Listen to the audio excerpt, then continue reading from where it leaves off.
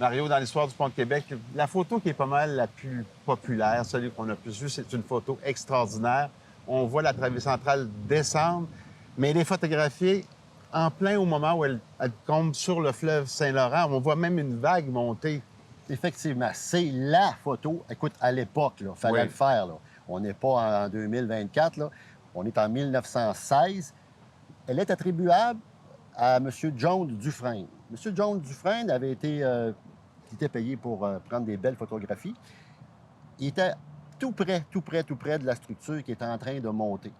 Et il était sur un chaland, qu'on appelle. Et lorsque la structure s'est décrochée, juste au moment où elle a touché l'eau, il a réussi à prendre le cliché.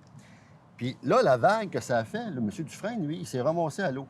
Heureusement, l'appareil photo, non. Son bateau a comme... Ben, le chaland, écoute, on peut comprendre, Oui, le oui, c'est fracas, une méchante vague. il a là. tombé à l'eau. Et l'anecdote là-dedans, c'est que M. Dufresne était tellement fier de son coup, sans avoir vu l'épreuve finale, mais il doutait de savait. quelque chose. Il savait. Il a comme été porté disparu suite à avoir tombé à l'eau pendant 3 jours. Trois jours? Même son épouse le pensait décédé. Lui, il était parti un peu sur la fête, il était sur la rumba, comme on dit. Puis il avait oublié de rayer son nom de la liste des disparus. Puis il est réapparu chez eux 3 jours après. Sa femme a dit: Coudon, t'arrives de où, toi, mon cher Du paradis? John? Puis là, écoute, on peut comprendre un peu l'émoi de sa dame à l'époque. C'était quelque chose. Mais c'est grâce à lui qu'on a eu ce cliché qui a parcouru le monde entier encore aujourd'hui, qui est impressionnant à voir. Cette série-là, je conclus avec ça, Éric. Je tiens à remercier beaucoup, malheureusement décédé le 23 mai de l'année passée, 2023, Michel Lebreu, qui Oui. est l'auteur de ce livre, Les histoires méconnues sur le pont, mais aussi 2 autres livres sur le pont de Québec. Conférencier, il a consacré 50 ans de sa vie, Michel Lebreu, à l'histoire du pont. C'est quelque chose.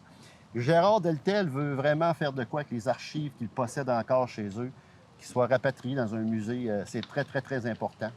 Je veux remercier également Michel Savard de Val-Bélair qui m'a contacté au printemps. Il dit: Mario, j'ai plein d'archives pour toi, des coupures de journaux datant de 1898 à 1920 dans des méga scrapbooks que j'ai consultés pour un peu valider ce que je vous ai raconté pendant la série. Et suivez-nous également sur Facebook. Toutes mes capsules seront là prochainement, et ainsi que d'autres photos. Alors, le Pont de Québec me passionne également. Ma grand-mère, c'est une Lébreu, mais aucun lien de parenté avec Michel, personnellement. Mario, je tiens à te remercier vraiment, sincèrement, pour la qualité de la recherche, la qualité des reportages que tu nous as faits. C'est vraiment une job A1. Bravo et merci.